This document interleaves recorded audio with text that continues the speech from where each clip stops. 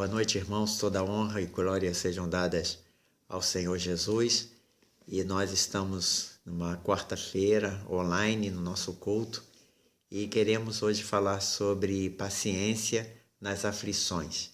E queremos pensar em Tiago, no capítulo 5, versículo 7 até o versículo 11, que diz assim: Sede, pois, irmãos, pacientes até a vinda do Senhor. Eis que o lavrador espera o precioso fruto da terra, aguardando-o com paciência até que receba a chuva temporã e seródia. Sede vós também pacientes, fortalecei os vossos corações, porque já a vinda do Senhor está próxima. Irmãos, não vos queixeis um contra os outros, para que não sejais condenado. Eis que o juiz está à porta.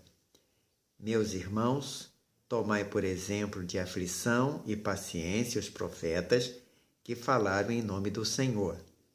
Eis que temos por bem-aventurados os que sofreram. Ouvistes qual foi a paciência de Jó e vistes o fim que o Senhor lhe deu, porque o Senhor é muito misericordioso e piedoso. Amém? Esse estudo de Tiago, quando fala da paciência nas aflições, é interessante porque ele trata no capítulo 5, versículo de 7 em diante, ele fala da paciência e a paciência nas aflições. E é o que nós estamos passando agora, né? Muitas aflições, e o Senhor pede, né, que tenhamos paciência nas aflições. Como é difícil nós termos paciência na hora das aflições, porque são horas em que ficamos impacientes, ficamos inquietos, ficamos procurando respostas, questionando os acontecimentos. E aí, Tiago, ele faz uma analogia aqui primeiro ele fala do lavrador. Ele diz que o lavrador deve aguardar pacientemente pelo crescimento de suas colheitas. Ele não pode apressar o processo de semeadura, crescimento e colheita. Ele diz que ele não pode apressar, né, o processo de semeadura, de crescimento e de colheita. Mas ele não fica de folga durante o verão, esperando que tudo vai bem no campo. Tiago está fazendo uma analogia que há muito trabalho para fazer para assegurar a boa colheita. Ou seja, há muito trabalho. Da mesma maneira, nós devemos esperar pacientemente pela volta de Cristo.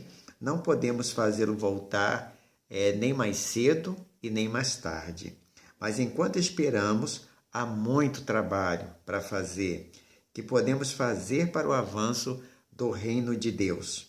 Tanto o lavrador como o cristão, é isso que Tiago está dizendo aqui, devem viver pela fé, olhando para a futura recompensa que terão por seus trabalhos. A futura recompensa que terão por seu trabalho. Não vivamos como se Cristo não fosse voltar. Devemos trabalhar fielmente para construir o reino de Deus. O rei virá no tempo certo, né? Não adianta, por causa da pandemia, nós ficarmos fazendo prognóstico da vinda do Senhor, porque ele virá no tempo certo. Quando as coisas não vão bem, nós temos uma tendência a murmurar e culpar os outros por nossa infelicidade. Culpar os outros é muito mais fácil do que tomar posse da nossa responsabilidade. É isso que Tiago também está dizendo aqui. Mas isso pode ser, e se a gente não tiver ali um autocontrole, isso pode ser um tipo de pecado que pode destruir as nossas vidas. Antes de julgar, os outros por suas ou por nossas negligências, nós devemos lembrar que Cristo é que é o juiz. E ele virá para avaliar cada um de nós, como está em Mateus 7, 1, 5, Mateus 25, 31 e 46. Ele não nos deixará impunes, irmãos. Ele não nos deixará impunes, permitindo que lancemos culpa sobre os outros. É isso que também Tiago está dizendo aqui. E Tiago termina falando sobre a paciência de muitos profetas que sofreram, que foram perseguidos, como Moisés, como Elias, como Jeremias.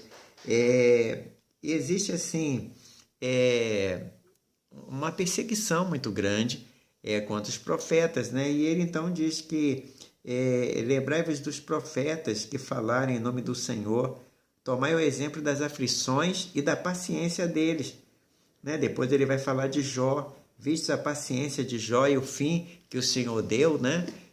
Nós sabemos a história de Jó. Então, essa introdução explicando o texto nos leva a pensar sobre essa questão da paciência.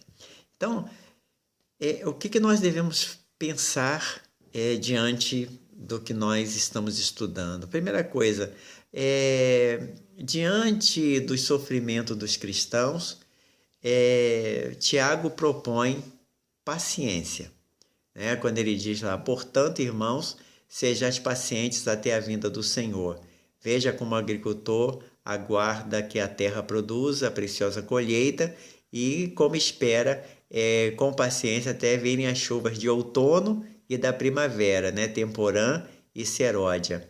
A palavra grega macrotimetase significa esperar pacientemente, indicando uma atitude que pode suportar a demora no sofrimento, sem nunca desistir. A ideia é de esperar com constância, com resistência, debaixo de um certo tipo de circunstâncias, ou seja, diante das circunstâncias adversas, esperar com paciência significa não desistir, significa suportar.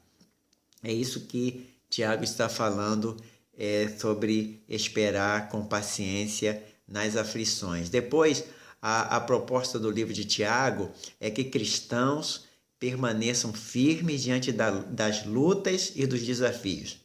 Ou seja, Tiago está dizendo para os cristãos daquela época e para nós também, aqueles cristãos que estavam perseguidos, né, que estavam fora da sua terra. E aí é interessante que diz o seguinte, olha, os cristãos devem permanecer firmes diante das lutas e dos desafios. É interessante notar que a dica que o apóstolo dá neste versículo, que ele diz assim, olha, sejam pacientes até a vinda do Senhor. Ou seja, enquanto estivermos neste mundo, passaremos por momentos difíceis. Como Jesus Cristo disse, no mundo tereis aflições. Passaremos por momentos incompreensíveis, dolorosos e até mesmo críticos. Porém, devemos manter a nossa fé firme no Senhor Jesus Cristo. Não é firme a nossa fé em uma igreja, em um pastor, numa denominação, em uma forma de culto. Devemos estar firme no Senhor, manter-se firme, pois é nele que encontramos força para vencer nos momentos de tribulações, nos momentos de fraqueza. Aqui podemos tirar duas lições. A primavera é que nada em nossa vida dura para sempre, né? Quando ele fala da chuva temporã e seródia, a chuva de outono ou a chuva de primavera. E nessa lição aqui, quando fala de aflições, uma das primeiras coisas é que nada em nossa vida dura para sempre. Ninguém veio aqui para sofrer. Todo sofrimento tem um momento certo de acabar. Daí a importância de esperarmos com paciência. Todo sofrimento tem um momento certo de acabar. Existem os sofrimentos que acabarão eternamente, quando Jesus Cristo voltar individualmente para cada um de nós, como tem voltado individualmente para muitas pessoas que amamos e que partiram, ou quando ele voltar na sua volta triunfal, na sua volta com os anjos, né? Mas esse é o momento em que devemos esperar, mas devemos esperar sempre a volta individual, como eu sempre digo, né? A segunda lição é que a vinda do Senhor marcará o fim dos nossos sofrimentos. Ele fala que o sofrimento acaba, um dia acabará eternamente. E até os sofrimentos que nós estamos passando temporariamente, ele acaba e aparecem outros sofrimentos, né? Porque na vida, na Terra, nunca foi novidade que passaríamos por aflições, mas que deveríamos ter bom ânimo. Nunca podemos perder a esperança. Nunca podemos perder a esperança da vinda do Senhor Jesus Cristo. E essa vinda não é só essa vinda triunfal, mas a vinda e a manifestação do Espírito Santo de Deus nos dias atuais, não é? Nos dias em que estamos vivendo. Jesus, ele é soberano, ele reina, ele tem o cedro nas suas mãos, né? Ele é rei, então devemos confiar nisso. E nunca podemos perder a esperança, melhor dizendo, da sua vinda. A Bíblia diz assim, em Apocalipse 21:4, ele enxugará dos seus olhos toda lágrima. Não haverá mais morte, nem tristeza, nem choro, pois as antigas coisas já passaram, ou já passou. É nessa promessa maravilhosa que devemos viver.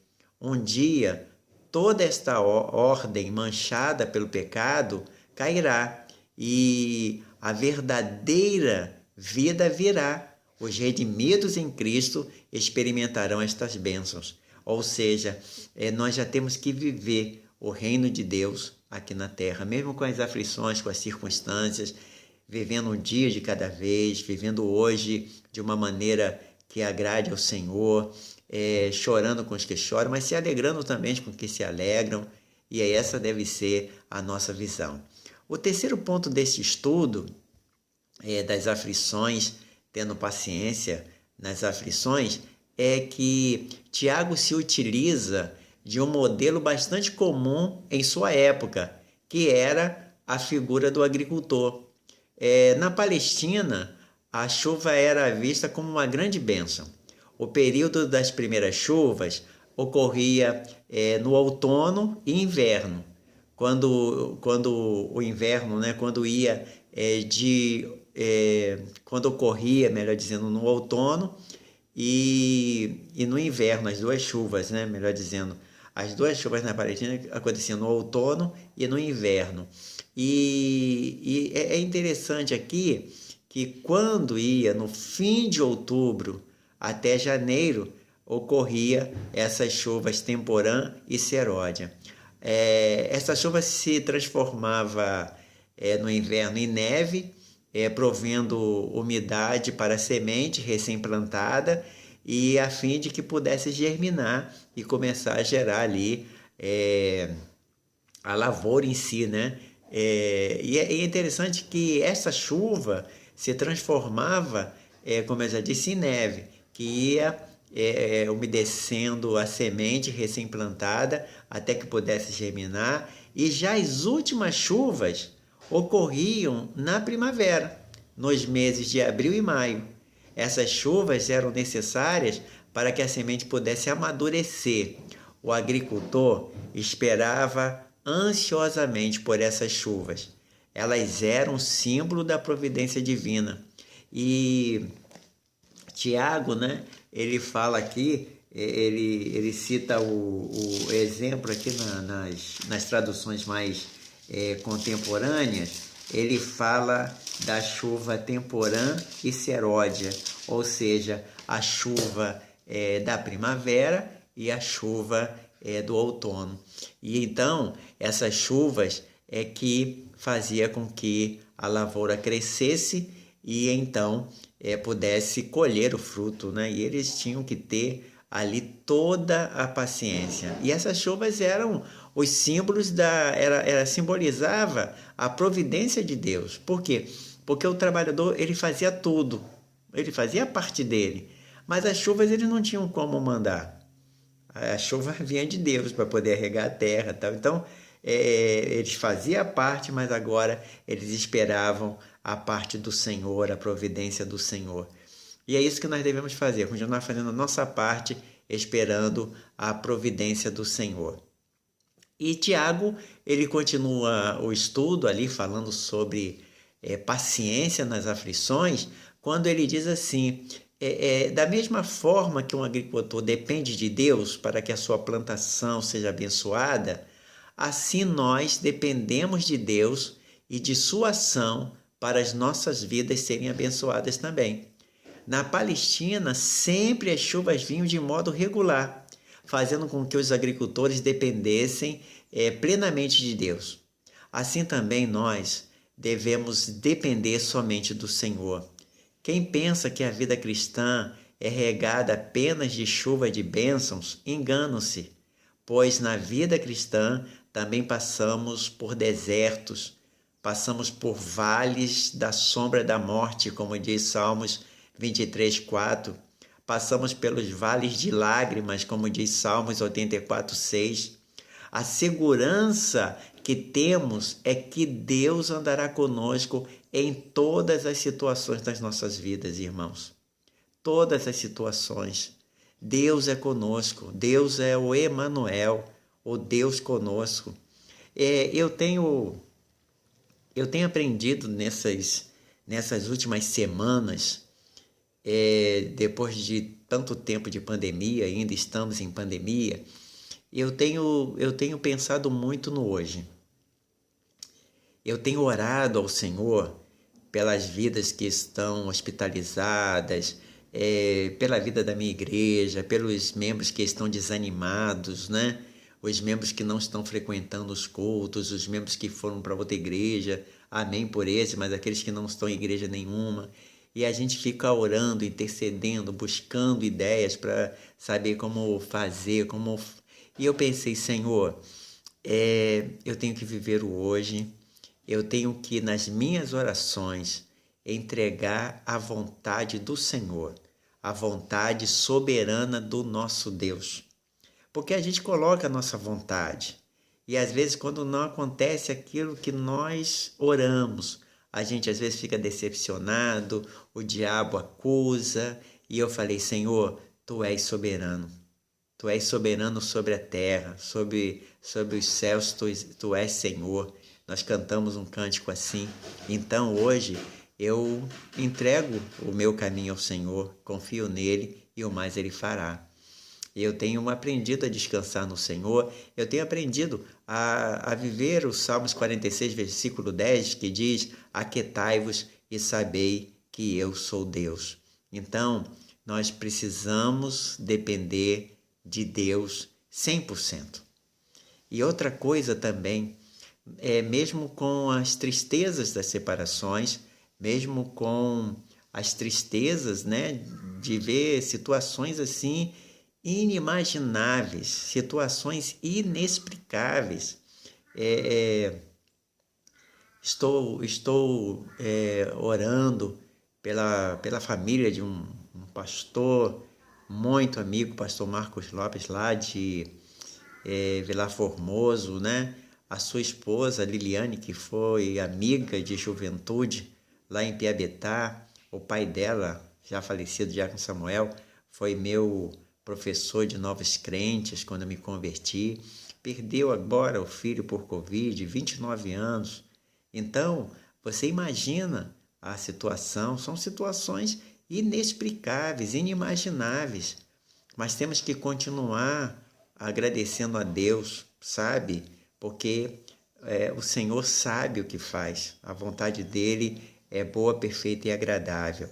E Tiago continua falando, olha, paciência nas aflições, paciência, ela vai passar, sabe? Ela vai chegar a um ponto onde as coisas vão se acalmar, as coisas vão melhorar. E aí, então, Tiago, ele traz esse estudo que, imagina, né? Para nós hoje já é extremamente difícil.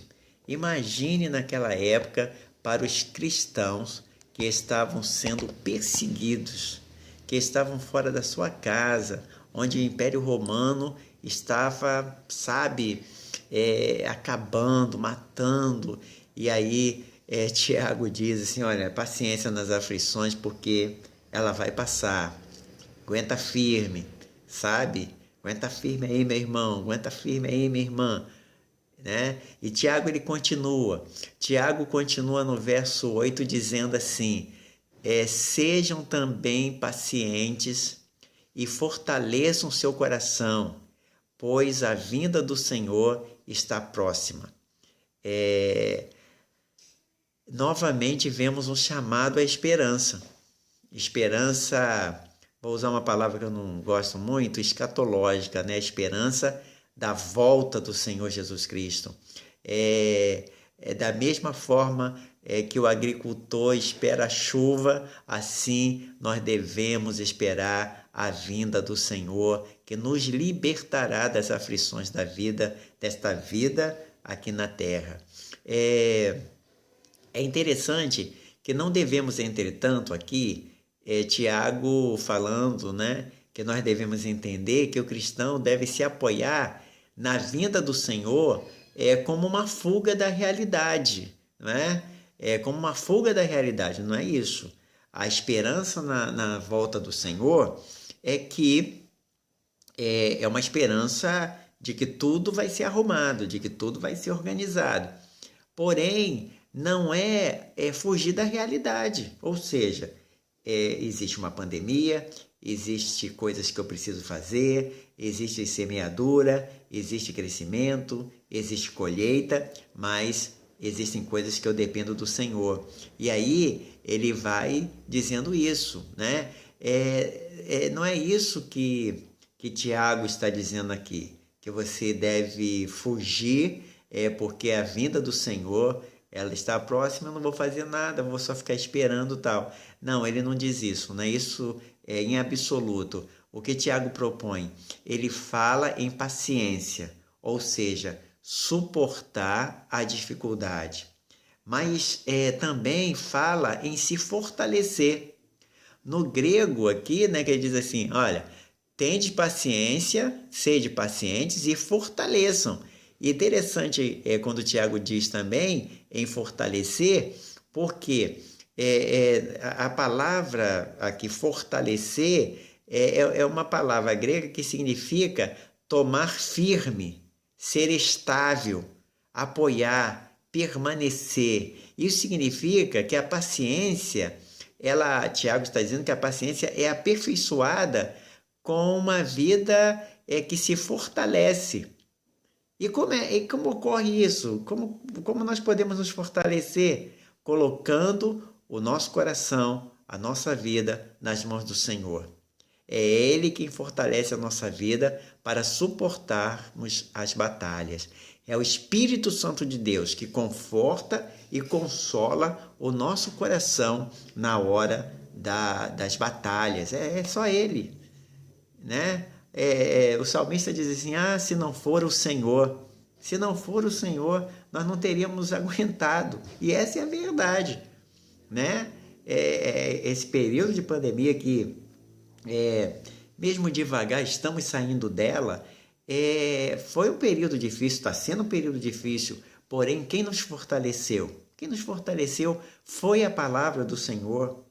Porque agora já estamos, entre aspas, algumas igrejas voltando aí a fazer congressos, saídas e tal, embora a PIB de Pindotiba ainda está bem cautelosa quanto a isso, nós ficamos um período que não tinha nada disso e o que nos fortalecia era a palavra do Senhor.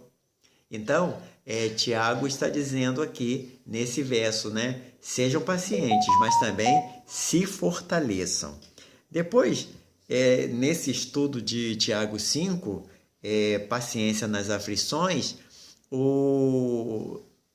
nós vamos ver que Paulo, falando aos Tessalonicenses, ele vai falar a mesma coisa que Tiago está falando, né? Ele diz assim, em Tessalonicenses, primeira carta, no capítulo 3, versículo 13, diz assim: que ele fortaleça o coração de vocês para serem irrepreensíveis em santidade diante do nosso Deus e Pai, na vinda de nosso Senhor Jesus com todos os seus santos. Está falando aqui da volta triunfal. Deem ânimo ao coração de vocês e os fortaleçam para fazerem sempre o bem, tanto em atos como em palavras. Aí é a segunda carta de Tessalonicenses 2,17. Depois, lá em Hebreus, o autor de Hebreus diz assim: e bom que o Senhor, e bom que o nosso coração, melhor dizendo, seja fortalecido pela graça. Fortalecer o coração significa o nosso homem interior deve estar completamente rendido a Deus, pois Ele é a nossa força. Êxodo 15:2, 1 Samuel 2:1, 2 Samuel 22:33, Neemias 8:10, né? O Senhor é a nossa força, né? Devemos nos fortalecer no Senhor, e tem vários textos da palavra de Deus que o tempo não nos permite falar. Temos aqui Salmos 28:7, Salmos 118:14, Isaías 12:2, Isaías 49:5, e isso é tremendo, quando Deus fala para que nós nos fortaleçamos nele. Depois, Tiago continua, e agora no verso 9, Tiago traz uma censura. Ele traz uma censura. Às vezes nós gostamos muito das palavras de bênção, de exortação, né? Exortação com elogios e tal, mas quando é exortação cobrando, disciplinando, a gente não gosta. Mas no verso 9, Tiago traz uma censura assim, ó, bem firme, né? Irmãos, não se queixem um dos outros, para que não sejais julgados. O juiz já está às portas. Ou seja, de uma primeira leitura, este versículo parece não ter sentido algum com os outros. Porém, se olharmos com atenção, veremos que ele faz todo sentido. Geralmente, em momentos difíceis, nós gostamos de colocar a culpa nos outros, não é verdade? Nos momentos difíceis nós culpamos. Eu acompanho a CPI, né, por uma questão de conhecimento, e é um culpando o outro, né? Um culpando porque você não fez, porque você não leu, você não mandou, é um culpando o outro. Nessa pandemia, culpamos pelos óbitos, culpamos porque a vacina não chegou, porque abrimos o templo, porque fechamos o templo, porque se fechamos o templo não oramos, se abrimos o templo fomos inconsequentes, e assim vai. A culpabilidade, né? As pessoas têm a tendência de lançar sobre os outros as suas frustrações, os seus insucessos. E Tiago, ele traz uma palavra no grego aqui, que significa, né? Que quando ele fala não faleis um dos outros, ele usa uma palavra grega, estenasete, osete, estenasete, que significa, que descreve lamentar-se, queixar, reclamar, suspirar, levantar falso testemunho e uma série de fatores. E essa palavra descreve um sentimento interior não expresso. Tiago aqui proíbe que os cristãos usem de palavras para lançar sobre os outros as suas próprias frustrações, os seus próprios, as suas próprias revoltas, sabe? Às vezes você está revoltado com Deus, mas você não tem coragem de dizer isso, então você vai se revoltar com aqueles que você acha que está, entre aspas, mais próximo de Deus. Há pessoas que acham que somente elas estão sofrendo e desprezam a dor dos outros. Isso é pecado, né? Às vezes nós olhamos uma pandemia, só eu que estou sofrendo. Existem milhões de pessoas sofrendo. Eu vou dizer uma coisa, direto ou indiretamente, todos nesta pandemia estão sofrendo, todos nesta pandemia. Tiago, ele continua no seu relato, e agora ele fala, temos que ter cuidado com a maledicência.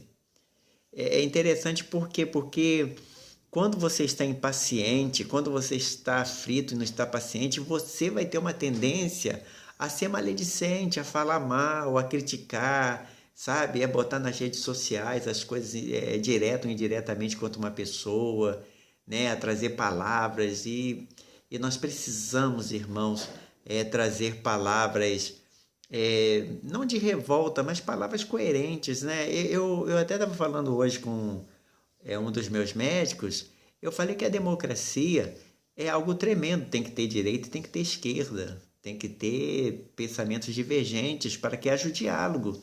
Tem muitas coisas boas de pensamentos e obras da esquerda, tem muitas coisas boas de pensamentos e obras da direita. A questão é chegar a um consenso.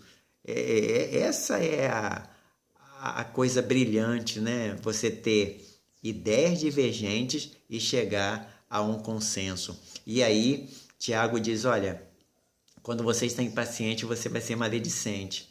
Você vai fazer fofocas, né? Como diz a minha secretária, crente não faz fofoca, faz comentários.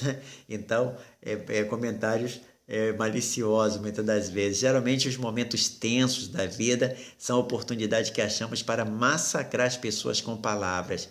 E palavras mata. Tiago nos lembra um detalhe importantíssimo. Olha só. Para que não sejam julgados. O juiz já está à porta. O juiz com J maiúsculo que significa Deus. Nossas ações têm repercussões, irmãos. Tem repercussões inevitáveis. Nós optamos por aquilo que muitas das vezes está no nosso coração magoado, no nosso coração ressentido. Tudo que nós semeamos, nós vamos colher. As críticas duras, as palavras ásperas serão devolvidas na mesma proporção. Lá em Mateus 7,1 disse, não julguem para que vocês não sejam julgados. Paulo, em 2 Coríntios 5,10, advertiu, pois todos nós devemos comparecer perante o tribunal de Cristo, para que cada um receba de acordo com as obras praticadas por meio do corpo, quer sejam boas, quer sejam más.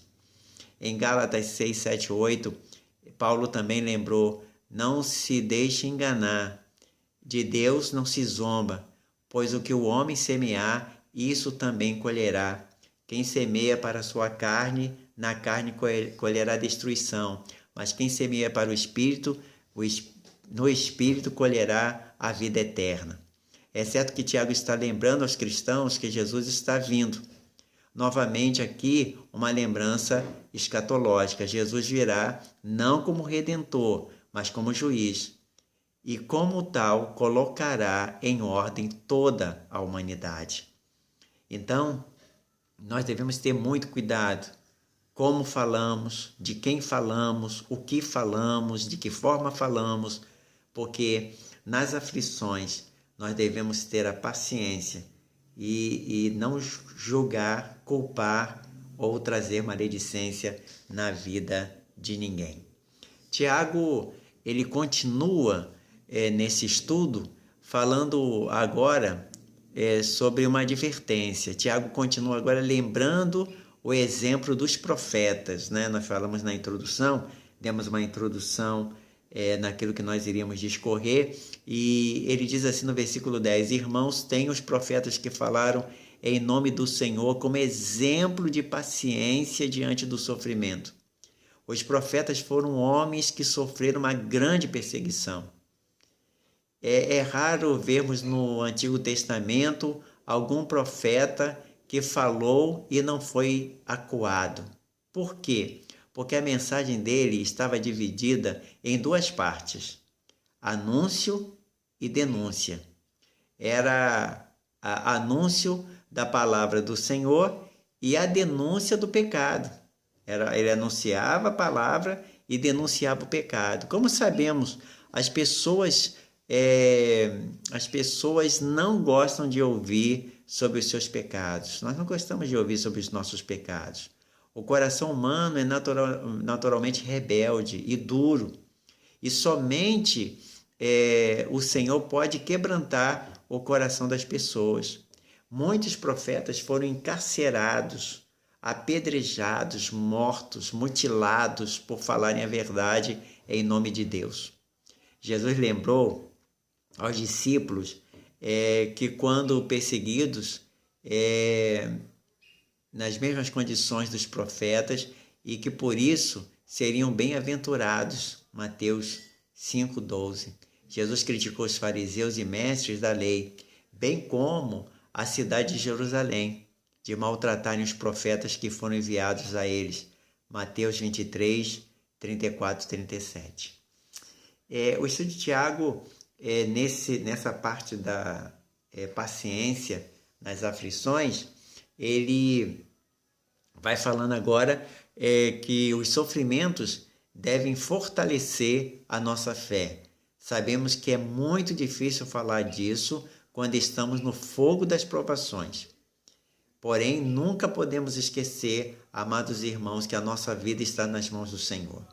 Um detalhe importante destacar aqui, o que Tiago diz, que esses profetas sofreram. Por que esses profetas sofreram? Falaram em nome do Senhor. Ou seja, o sofrimento deles não era o resultado de erro, mas justamente por estarem no centro da vontade de Deus. Por isso, é sempre bom avaliarmos a razão que motiva o nosso sofrimento. Se vier de um erro nosso, então devemos suportá-lo, sabendo que colhemos aquilo que plantamos. Mas se vier por causa da justiça, ou seja, por estarmos no centro da vontade de Deus, então devemos suportar, porque estamos fazendo a coisa certa.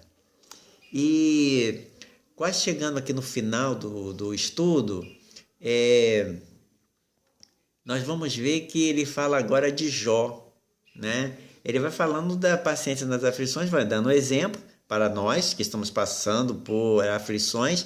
E ele agora fala no versículo 11 de Tiago, ele usa o exemplo de Jó quando diz assim: como vocês sabem, nós consideramos felizes aqueles que mostraram perseverança. Vocês ouviram falar sobre a perseverança de Jó e viram o fim que o Senhor lhe proporcionou. O Senhor é cheio de compaixão e misericórdia. Encontramos aqui, muito interessante, verdades maravilhosas da palavra de Deus. Tiago diz que felizes são os perseverantes. O vocábulo significa considerar-se feliz, bendito, bem-aventurado. É muito interessante aqui, da mesma forma que Deus recompensou a fidelidade dos profetas e do próprio Jó, assim também promete recompensar aqueles que permanecem firmes nas tribulações. É importante, entretanto, aqui destacar que Tiago não está dizendo que a paciência no sofrimento sempre resulta em recompensa com prosperidade material. Não é isso. O objetivo de Tiago é incentivar os cristãos a uma firmeza fiel, paciente, ser moderado nas aflições. Muitos servos e servas do Senhor, tanto no Antigo como no Novo Testamento, irmãos, passaram por aflições e não viram recompensas materiais, como Jeremias e como Paulo, por exemplo. O fim de Paulo foi viver numa prisão domiciliar de aluguel pago por algumas pessoas, Então veja que a prosperidade é saber em quem cremos, por que cremos, para onde vamos e por que vamos. Jó é um exemplo de firmeza na tribulação, Quando fala de paciência na tribulação, a gente sempre lembra de Jó. Mesmo reclamando amargamente do tratamento que Deus lhe dispensava, ele nunca abandonou sua fé. no meio da incompreensão, ele se apegou a Deus e continuou a esperar nele. Jó 1:21, 2:10, 16, 19, 21, Jó 19, 25 e 27. A submissão de Jó não é daquela que se arrasta aos pés de alguém, passiva e que a nada questiona. Jó lutou e questionou, e algumas vezes até desafiou, mas a chama da fé nunca se apagou no seu coração. Essa frase é de Buckley. E, concluindo o estudo das aflições, paciência nas aflições, melhor dizendo, a fé verdadeira não é aquela que não questiona, mas aquela que luta com Deus e por Deus. A fé verdadeira não é aquela que não questiona, mas aquela que luta com Deus e por Deus. A firmeza de Jó foi recompensada. Tiago lembrou aos seus ouvintes dizendo: e viram o fim que o Senhor lhe proporcionou. Aqui o apóstolo lembra a restauração da sua família, da sua fortuna, lá em Jó 42:13. E o Senhor mudou a sorte de Jó. Por trás dos sofrimentos havia um propósito divino. Por trás de todo sofrimento existe um propósito divino. E eu gosto muito da expressão de João no capítulo 13, versículo 7, né? Quando Pedro chega com os apóstolos numa casa e quem está no portão com a bacia e com a toalha não era o escravo que estava ali para lavar os pés, tirando as impurezas dos pés para entrar na casa, né? É costume dos judeus. E sempre tinha esse escravo, e talvez aquele escravo, tadinho, que já não tinha mais forças para trabalhar, que já estava idoso, ele ficava ali fazendo isso porque era a única coisa que ele podia fazer. Era considerado assim era o pior escravo, tadinho, porque não tinha mais força para lavoura, não tinha mais força para cuidar de casa, ficava ali. E nisso que Pedro chega, quem está lá na porta, né, no lugar do escravo? Jesus Cristo. E aí Pedro diz: não, o Senhor não vai me lavar mesmo, não vai lavar os pés, não vai lavar nada e tal. É aquela briga de Pedro, porque o Senhor é rei, né? O Senhor é Deus, o Senhor é o soberano. E depois de muita luta, Pedro se rende ao Senhor Jesus Cristo. E tem uma frase muito bonita que diz assim: Jesus diz a Pedro: Pedro, o que eu faço agora tu não entendes, mas entenderás depois. E devemos esperar com paciência o depois de Deus, para que possamos entender tudo isso que está acontecendo. Então, amados irmãos, hoje esse estudo de Tiago é para dizer para você: tenha paciência nas aflições, porque as chuvas de bênção chegarão, já estão chegando, mesmo com tristeza humana, possamos louvar e adorar o Senhor, porque Ele é bom e as suas misericórdias duram para sempre. Que Deus te abençoe e que você tenha um restante de semana na presença do Senhor e que possamos viver os Salmos 41. Esperei com paciência no Senhor e Ele se inclinou para mim e ouviu o meu clamor. Que Deus assim te abençoe. Oremos. Senhor Jesus, muito obrigado por este estudo. Obrigado, Pai, porque o Senhor é bom, as suas misericórdias duram para sempre. E queremos te pedir, ó Deus, que o Senhor possa continuar dando-nos paciência, alegria, vivendo sempre o hoje, de maneira que venha a glorificar e agradar ao Senhor. Ó Pai, que possamos estar sendo fortalecidos, Pai, consolados e confortados em Ti. Muito obrigado por tudo e fale ao coração, Senhor Deus, de muitas pessoas que estão impacientes nas aflições, que o Espírito Santo de Deus possa dar calma, tranquilidade, moderação, para que possamos viver dias melhores. Oramos agradecidos, não porque somos merecedores, Senhor, mas pelo sangue remido na cruz do Calvário, derramado pelo Senhor Jesus Cristo, que nos lava e nos purifica de todo pecado. Assim nós oramos humildemente em nome do Senhor e do Salvador Jesus. Amém. Que Deus te abençoe, irmãos. Tenha uma boa noite e uma excelente restante de semana. E se você ainda não se inscreveu nos cultos presenciais, se inscreva ainda amanhã e sexta-feira. Provavelmente ainda deve ter vagas. E se você não puder para esse domingo, se já estiver cheio, para o outro também. Tá bom? Que Deus te abençoe. Fique na paz.